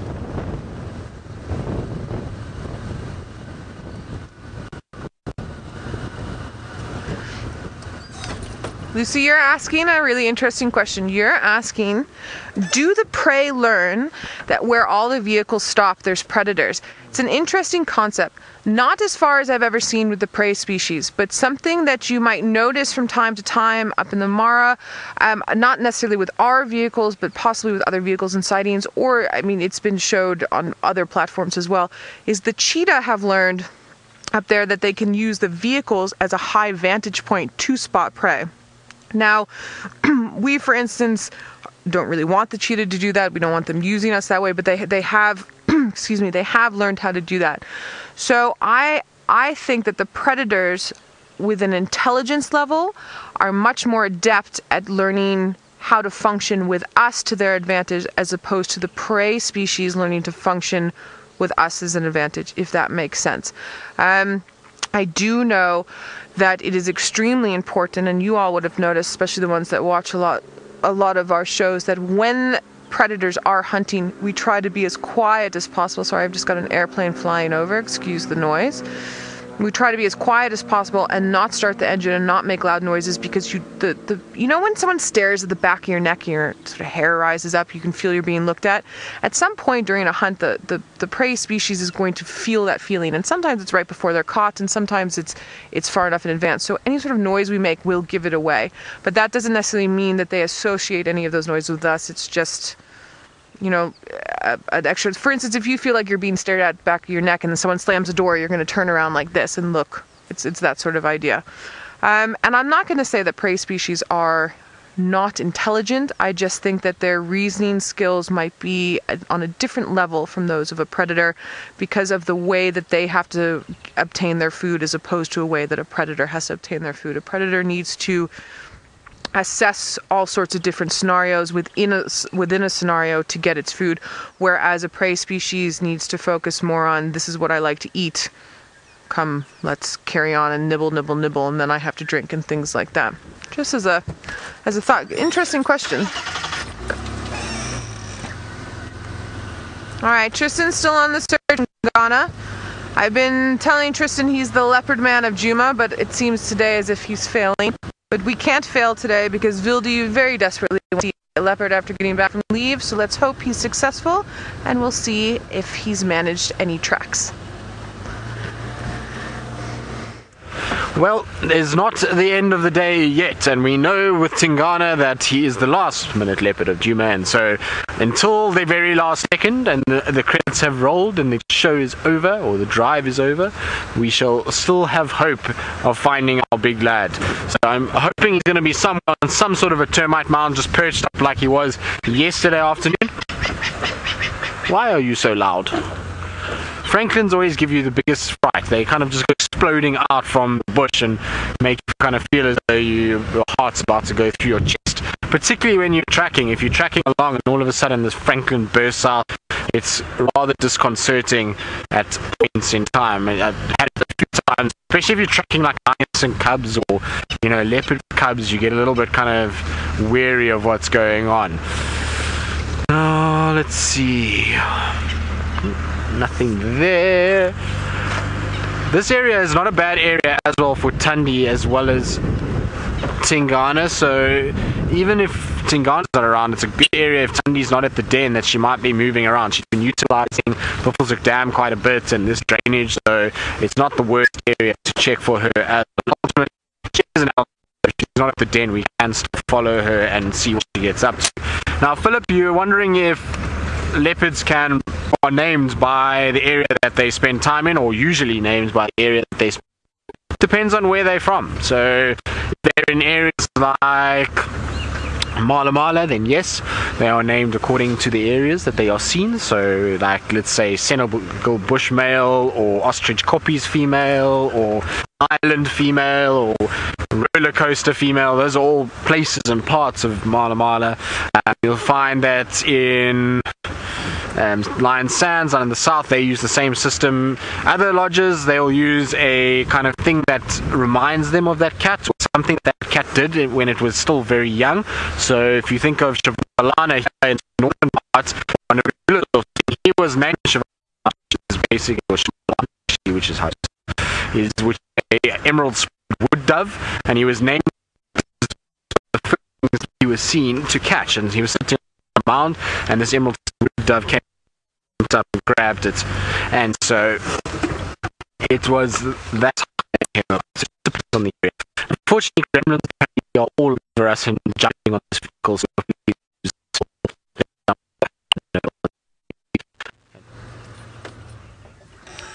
hello, gremlins, pain in the behind, but we have something special to show you. We're just having a look. Sorry, I know that these poles are very, not the best, but in case it rains. Can anyone see? Can you I spy what I spy? No, it's not the pole. Curse, we are on the wrong continent for a platypus. Anyone else with an eye? Ah, Senzo's given up the ghost. Hello, hello, hello. Elephant. Or an elephant, I should say. A young male elephant who is busy coming over to us, which is fantastic. Can anyone hear the frogs in the background? It's bubbling casinos, pop, pop, popping. Slightly. Sorry, Sens is just pointing. It's so windy, but Sens is just, can you hear them now? Pop, pop, pop, pop, pop, pop. All right, when we're done with our Ellie, I'll move a little bit farther down there. But he's starting to move more towards us after he's having a little bit of a scratch there. I have parked awkwardly for Senzo. Unfortunately, I just want to see which direction he moves in. But I guess, Senzo, let me just angle just a little bit better for you and for you, everybody at home, so that pole is not such a problem. There we go, that's a bit better. We talked about it before. It's interesting, angling your vehicle for guests that are on the vehicle on the back and angling for the cameraman is two different things. So, and also with the light, and it's interesting. It's some things that I have to now learn how to do are all things that I would have ignored before with guests. So for instance, you know, parking where it doesn't matter what I see now, because you all are through the camera lens, it depends on how I position not just my vehicle but also myself. So it's a very interesting learning curve coming through to make sure that you all can get the best visual and also working within the light from a different angle. All right, male elephant, very round top of the forehead as opposed to a square top of the forehead with a female. He's not a very old male. I would put him sort of mid-20s. That would be my guesstimate. Hello, sir. He's gonna walk behind us.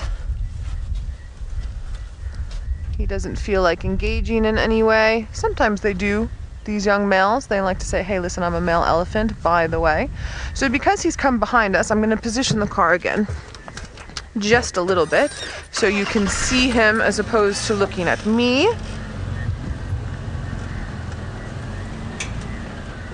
There we go. Ooh, there we go. So there's the bubbling casinos in the back, and then the other frogs that are going at the moment, I think they're foam nests, but I have to triple check. Tristan's actually just told me that there's a really brilliant frog app that's come out, which I'm excited because I can't find my frog CD at the moment. And as you know, every summer comes, you sort of have to relearn because they're not around all the time. Okay, so elephant. Now his ears are not flapping as much as they would if this was a warm day. They're a little bit farther into his body because it's cold. He's trying to keep the heat in as much as possible. And some of the angle at which he's putting his ear now and which he's putting his body, he's actually focusing on us a little bit. So where his eye is there, he can actually see us all the way down the length of his body there. So he's checking, he is feeding, he's not doing displacement behavior, but he's definitely checking and listening to me and just making sure that I'm not doing anything from behind him. Notice how he twists his trunk around to get that grass. And because it's wet, there's not a lot of soil that's stuck on the roots. If there's a lot of soil, you would see him hitting it against his chest or sometimes on the ground like that to remove that soil.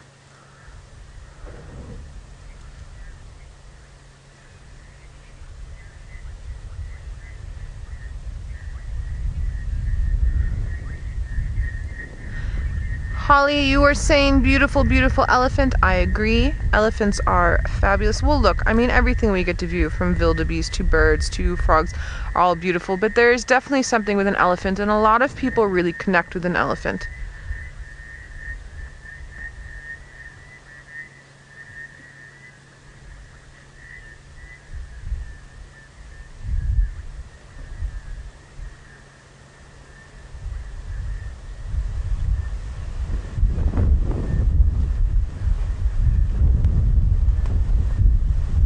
Really shoving that grass in his mouth.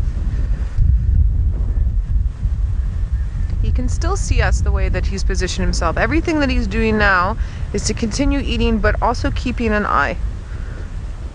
Because of especially the way that the wind is blowing and where it's taking our scent and our sound, he needs to use his eyesight a little bit. It's also interesting for elephants. Elephants have eyesight comparable to ours. And just after the sun goes down, the sort of twilight time, which is happening now, is actually the best time that they have to see, and vice versa. Sort of in the morning, their eyesight works very, very, very well inside of these conditions.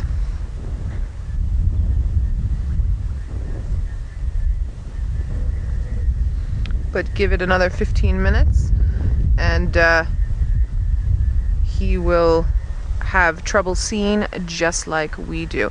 Notice how he's using his arm, his forelimb, to help get up that bit of grass. Sort of kicking at the soil to uproot.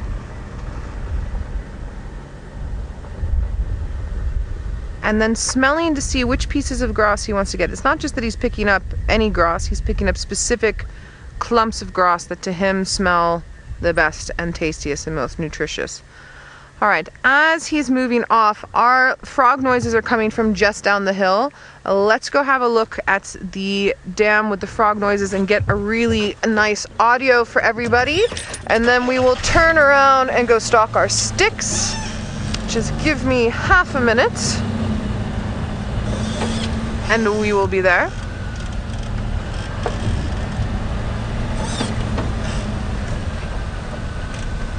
Tristan's gremlins seem to have moved off for now, so let's head back to him and see if he's come up with anything on the Tingana front.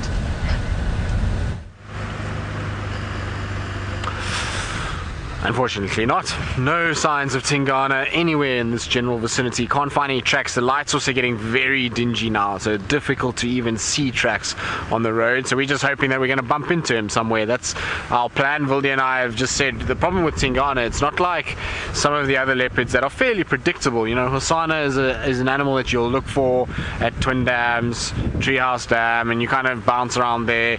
Tundi, we know because of where she is certain areas that she's inhabiting. But Tingana I find to be the most random leopard in the most random of places. So you can bump into him anywhere on this area, and so we're just driving around with the hope that we might. I was saying to VM as well, for some reason, this weather, we tend to bump into either him or Mvula. Every time it rains, the two of them are the leopards that we tend to see. So maybe even Mvula kind of gets out somewhere here and we bump into him and we get to see him in this general vicinity. That would be quite nice as well. I think it would be good to catch up with the old man, and I don't think he's been seen since Noel saw him. So since that day that Noel's had him, I don't think there's been another confirmed sighting of Mvula for quite some time. So it would be good to catch up with him and see where he is these days.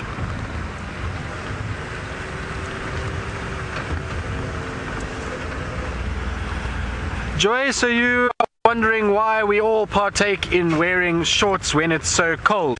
Well, the reason why is because this afternoon, before we started our drive,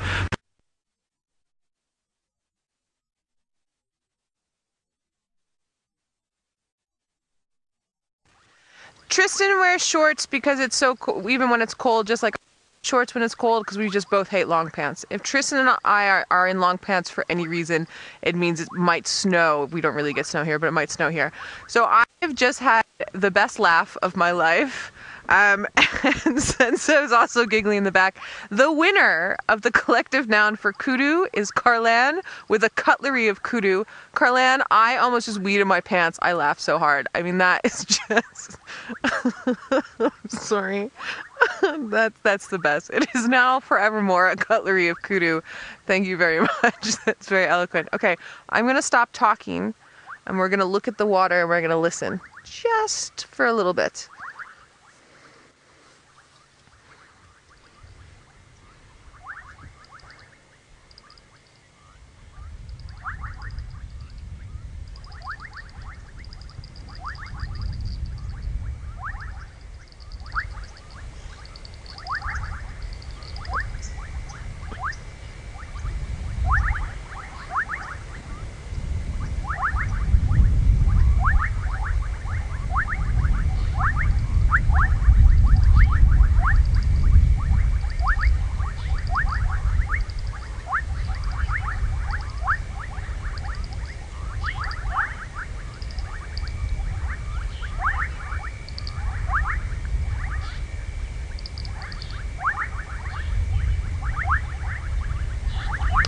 Joy, I believe it was you that asked this morning if we can hear, or if we could hear any frogs around Chitwa, and I said unfortunately not, because it warmed up a little bit today and then it's cooling down again now, and we're getting these beautiful frog noises, and the main one, that popping, the sort of, oh, it's a horrible imitation, but that version of that, those are the bubbling casinos. It's one of my favorite sounds of summer.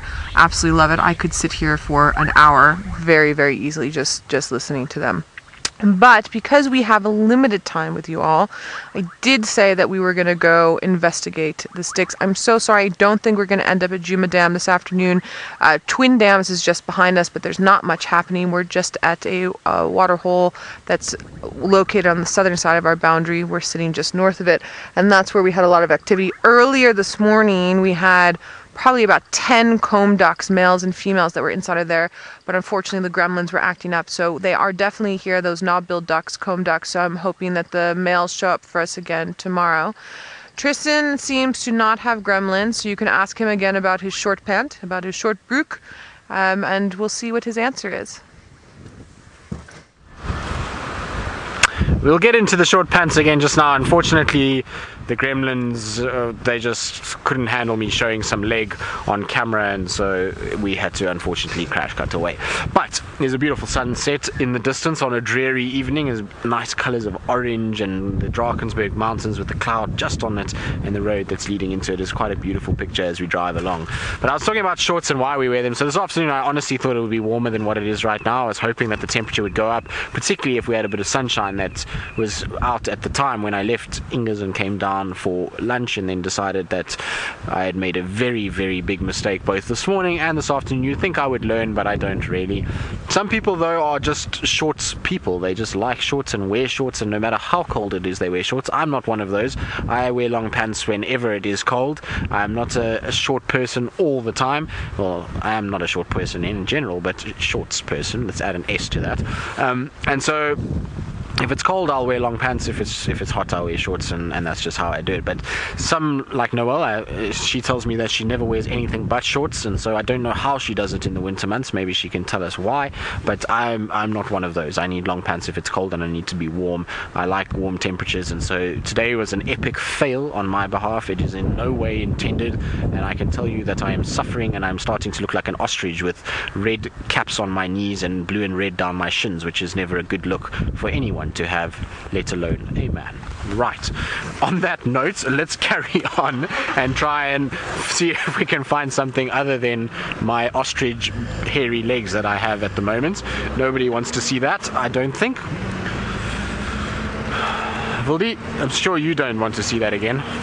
There we go. Vildi says no, he is most certainly not looking forward to me putting my legs up on the dashboard again, so we shall refrain from doing that. Also need to get rid of any bit of sand that I put up there before I get shouted at. What's next time you're gonna turn the camera off, Philby? So VM says next time he'll turn the camera off. Maybe that's what happened the last time, is VM just decided enough of this and just powered down, and that was the end of my leg show for the day. I'm sorry, Vildy. I didn't mean to scar you like that for the rest of your life. Hopefully you'll forgive me.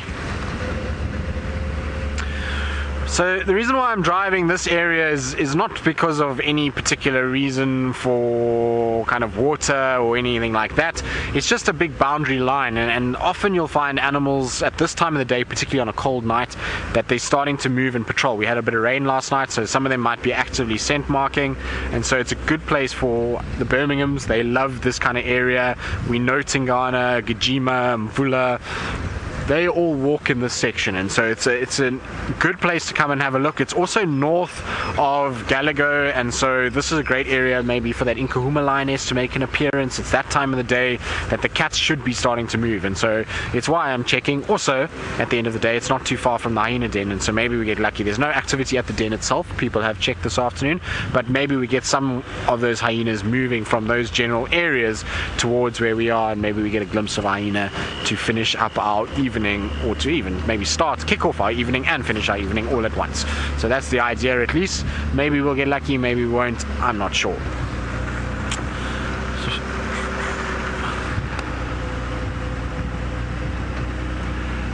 So I believe that at some point during this afternoon, my dedication to Senzo and the song that Senzo always asks me to play, because he's absolutely flabbergasted that I have this song on my iPhone and that I am able to play it for him, has been beamed across the world to all of you at home while Jamie was presenting, I believe. So I do apologize for that, one.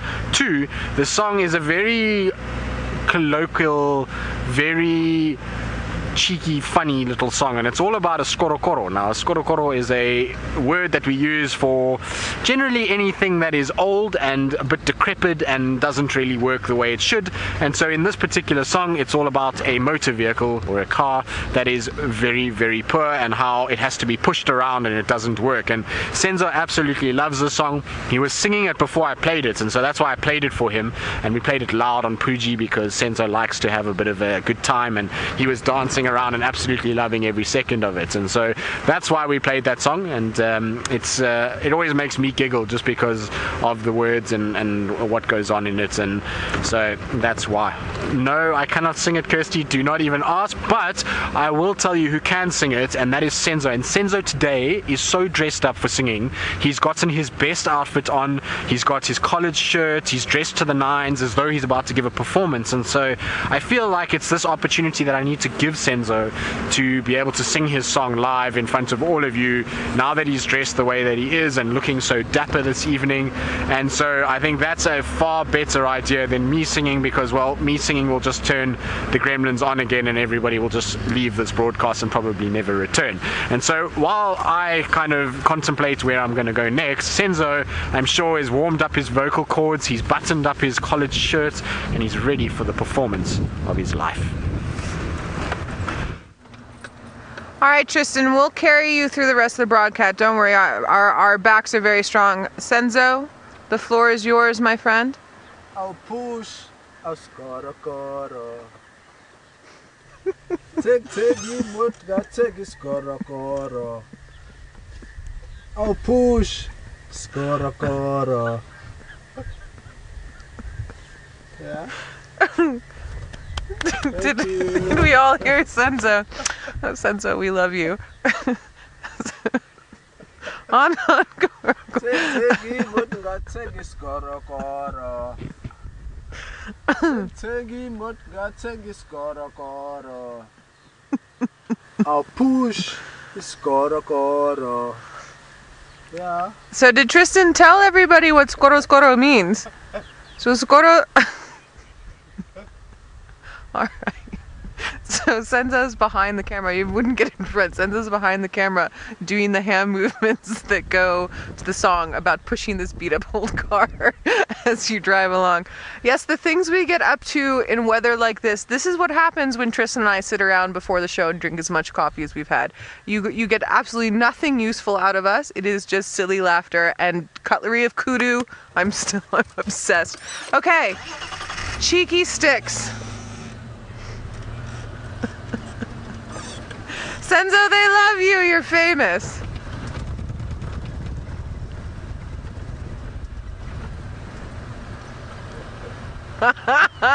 Aqua, we are indeed a giggle of guides, especially this afternoon. I mean, you know, I really enjoy relating in-depth information to you, but this afternoon, with this weather and everything that's been going on, we're definitely having a more lighthearted, very silly, very silly game drive.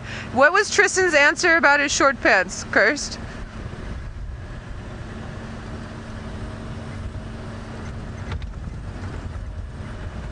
Tristan says he liked long pants. And he made a huge mistake. I was wrong.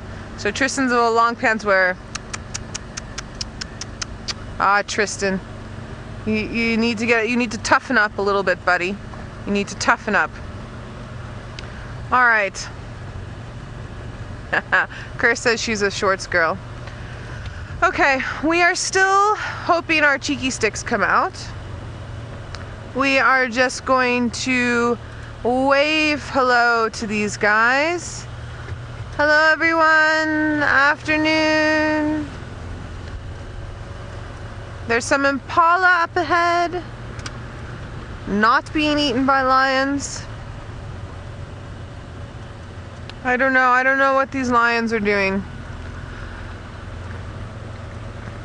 Or these leopards. I think that they're telling us that we see them a little bit too much. We will have a look-see at our impala so long. There we are. So these males are coming out into a small little open area just to give themselves a chance for tonight. It is going to be dark shortly. They may or may not survive. We will have to see in the morning.